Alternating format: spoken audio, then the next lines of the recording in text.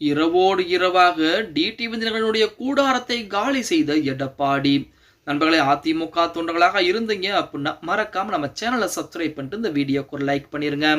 அனைத்திந்திய அண்ணா திராவிட முன்னேற்ற கழகத்தை பொறுத்த வரைக்கும் ஒரு காலத்திலே ஓபிஎஸ், டிடிவி தினகரன், சசிகலா போன்றவர்கள்லாம் அதிமுகவிலே முக்கியமான இடத்தில் இருந்தாங்க. ஆனால் இன்று அவர்கள் அதிமுகவிற்கும் அவர்களுக்கும் எந்த ஒரு சம்மதமும் கிடையாது அப்படின்னே கூட சொல்லலாம். இப்ப அதிமுகவிலிருந்து வெளியேற்றப்பட்ட பின்பு டிடிவி தினகரன் அம்மா மக்கள் முன்னேற்ற கழகம் அப்படிங்கிற கட்சியை தொடங்குகிறார். அந்த கட்சியிலுடைய தொண்டர்கள் யார் அப்படின்னா அதிமுகவிலிருந்து டிடிவி தினகரன் நம்பி போனவர்களாகத்தான் இருந்தார்களே தவிர மற்றபடி புதிதாக இருந்தவர்கள் யாருமே கிடையாது அப்படின்னே கூட சொல்லலாம். அப்ப அந்த டிடிவி தினகரனும் சசிகலாவும் எப்படி அதிமுக நீக்கப்பட்டார்கள் அப்படின்னா அதற்கு ஓபிஎஸ் செய்த தர்மயுத்தம் தான் மிகப்பெரிய ஒரு காரணம். தர்மயுத்தத்திலே மிகப்பெரிய ஒரு வெற்றி வாய்ப்பை பதிவு செய்கிறார் ஓபிஎஸ் அவர்கள். அடுத்த கட்டமாக எடப்பாடி பழனிசாமி கைகோர்த்து நமது ஓபிஎஸ் அவர்கள் பாத்தீங்க அப்படின்னா சசிகலா அம்மையாரையும் அதே போல டிடிவி கண்டிப்பாக அதிமுக விட்டு நீக்க வேண்டும் என சொல்லி மிகப்பெரிய அழுத்தங்கள் எல்லாம் கொடுக்கிறாங்க. அந்த இடத்திலே பாத்தீங்க அப்படின்னா ஓபிஎஸ் உடைய பங்கு 90%, எடப்பாடி பழனிசாமி பங்கு 10% என்பது இருக்கிறது. அதன் மூலமாகத்தான் அந்த இரண்டு மகளுமே அதிமுக அடிப்படை உறுப்பினர்கள் நீக்கப்படுறாங்க. அதன் விஷயம் என்பது நமது சசிகலா அம்மையாருக்கும் தெரியும். அதன் காரணமாகத்தான் இன்று வரைக்குமே ஓபிஎஸ்ஐ தனிப்பட்ட முறையிலே சந்தித்து பேச்சுவார்த்தை என்பது கூட நடத்த கிடையாது.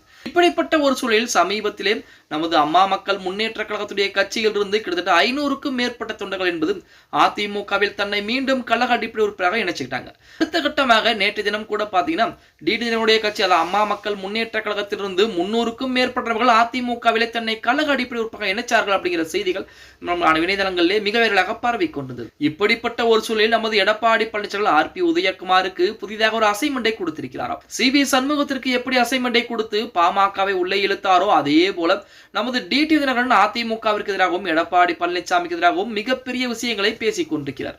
அதன் காரணமாக அவருடைய கூடாரத்தை காலி செய்து விட வேண்டும், அதாவது அங்கு இருக்கக்கூடிய தொண்டர்களை பூரா அதிமுகவிலே இழுத்து விட வேண்டும், அதிமுகவிலிருந்து பிரிந்து போனவர்கள் அனைவரும் அவர்கள் மறுபடியும் அதிமுகவிலே தன்னை கழக அடிப்படை உறுப்பினராக இணைத்துக் கொள்ள வேண்டும் அப்படின்னு சொல்லி இரவோடு இரவாக நமது ஆர்பி உதயகுமாரிடம் தொலைபேசியிலே எடப்பாடி பழனிசாமி பேசி இருப்பதாக செய்திகள் என்பது வெளியாகி கொண்டிருக்கிறது. அது மட்டுமல்லாமல் டிடிவி தினகரன் பக்கம் ஆதரவாளர்கள் என்பது அதிகமாக இருக்கிறார்களா அப்படின்னு பார்த்தா மிக குறைந்த அளவு தான் இருக்கிறார்கள். அவர்களும் மிக விரைவாகவே அதிமுகவிலும் தன்னை மீண்டும் கழக அடிப்படை உறுப்பினராக இணைத்துக் கொள்ள போகிறார்கள் அப்படிங்கிற செய்திகள் என்பது வெளியாகி கொண்டிருக்கிறது. டிடிவி தினகரனை பொறுத்த வரைக்கும் விஜயின் பக்கம் சாயலாம். விஜயின் பக்கம் போனால் பாஜகவிற்கு அது மிகப்பெரிய அடியாக இருக்கும்.